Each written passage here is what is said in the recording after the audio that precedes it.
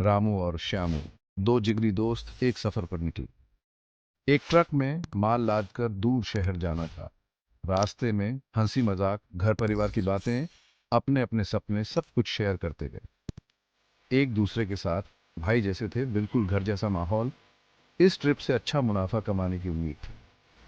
Truck highway पर चलता रहा। सूरज ढलने लगा। आसमान नारंगी और बैंगनी रंगों से रंग गया। शहर की भीड़ भाड़ से निकलकर अब खुले मैदान दिखने लगे। रामू ट्रक चला रहा था और श्यामू कभी कभी नक्शा देखकर उसका साथ दे रहा था।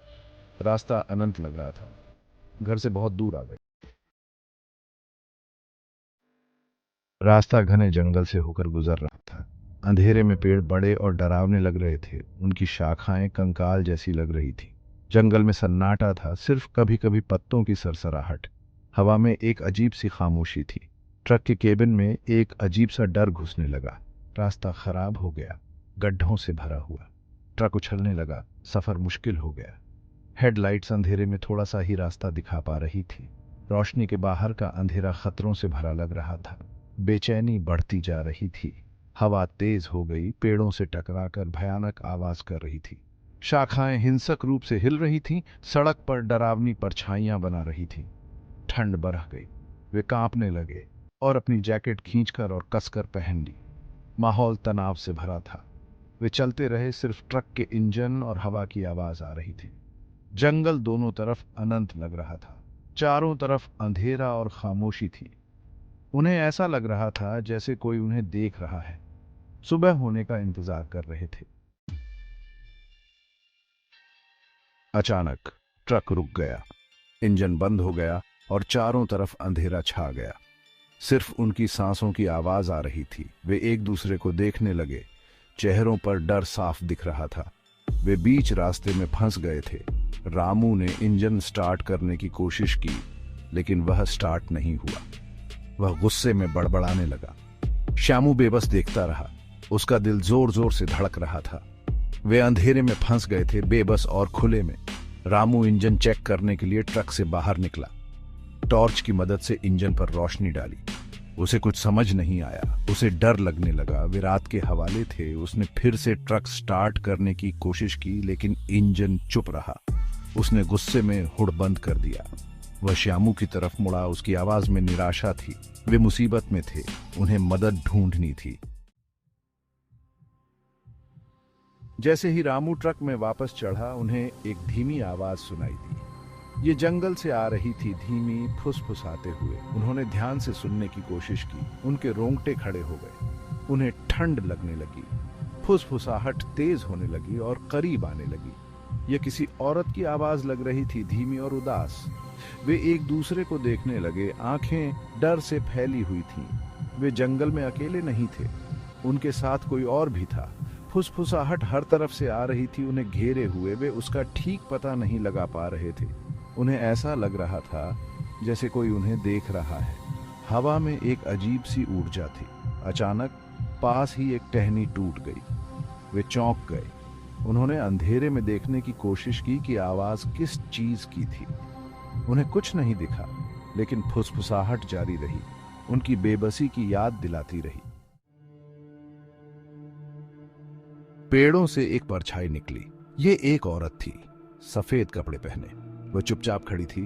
उसका चेहरा परछाई में छिपा हुआ था। उसकी मौजूदगी से रहस्य और डर का माहौल बन गया था। उन्होंने सांस रोक ली, उसकी हरकत पर नजर रखी। औरत धीरे धीरे ट्रक की तरफ बढ़ने लगी। उसकी चाल अजीब थी, जैसे वह उड़ रही हो। उसका सफेद कपड़ा उसके चारों ओर लहरा रहा था। हर कदम के साथ उनका डर बढ़ता जा रहा था। वे डर के मारे जम गए थे। जैसे जैसे वह करीब आती गई, वे उसका चेहरा देख पा रहे थे। वह पीला और डरावना था। खोखली आंखें जो उन्हें घूर रही थी। उसके होंठ पतले और रंगहीन थे, एक डरावनी मुस्कान में मुड़े हुए। उन्हें उल्टी आने लगी। उनका सामना किसी बहुत ही डरावनी चीज से हो रहा था। औरत ट्रक से कुछ ही दूरी पर रुक गई। उसने अपना सिर झुकाया, जैसे वह उन्हें देख रही हो। उसकी नजर तीखी और डरावनी थी। वे उसकी नजरों से बच नहीं पा रहे थे। उन्हें ऐसा लग रहा था जैसे उनकी आत्मा उनके शरीर से बाहर निकल रही है। रामू और श्यामू डर के मारे कांप रहे थे। उनका दिल जोर जोर से धड़क रहा था। उनकी सांसें तेज चल रही थी। वे डर के मारे जम गए थे, हिलने डुलने या बोलने में असमर्थ। उन्हें ऐसा लग रहा था जैसे वे कोई बुरा सपना देख रहे हैं। रामू ने कांपते हाथों से चाबियों से छेड़छाड़ की। उसने ट्रक स्टार्ट करने की बेताब कोशिश की, लेकिन इंजन बंद ही रहा। उसने श्यामू की तरफ देखा, उसकी आंखों में घबराहट थी। वे फंस गए थे। श्यामू दरवाजे से सट गया, उसकी आंखें औरत पर टिकी हुई थीं। उसने कांपती आवाज में प्रार्थना की। उसे अपने ऊपर आने वाले खतरे का एहसास हो रहा था। वह जानता था कि वे बड़े खतरे में हैं। औरत की डरावनी मुस्कान और चौड़ी हो गई, नुकीले दांत दिखाई देने लगे। वे डर के मारे पीछे हट गए, उनका खून जम गया। वे जानते थे कि उन्हें भागना है, लेकिन डर के मारे वे हिल नहीं पा रहे थे। अचानक हिम्मत आने पर रामू ट्रक स्टार्ट करने में कामयाब हो गया। इंजन तेज आवाज के साथ चल पड़ा। भयानक खामोशी टूट गई। उसने ट्रक गियर में डाला और तेजी से भाग गया, औरत को सड़क पर छोड़कर। उन्होंने पीछे मुड़कर देखा, उनका दिल जोर जोर से धड़क रहा था। औरत नहीं हिली, वह वहीं खड़ी रही, उन्हें देखती रही। उसके चेहरे पर वही मुस्कान थी। फिर वह दौड़ने लगी। वह अजीब तेजी से दौड़ रही थी। उसका सफेद कपड़ा उसके पीछे लहरा रहा था। वह उनके करीब आ रही थी। वे जितनी तेज हो सकता था ट्रक चला रहे थे। ट्रक खराब सड़क पर उछल रहा था। वे पीछे के शीशे में औरत को देख सकते थे, जो करीब आती जा रही थी। उन्हें निराशा होने लगी। उन्हें उससे तेज भागना था। जैसे ही वे सड़क के किनारे एक छोटे से मंदिर के पास पहुंचे, औरत अचानक गायब हो गई।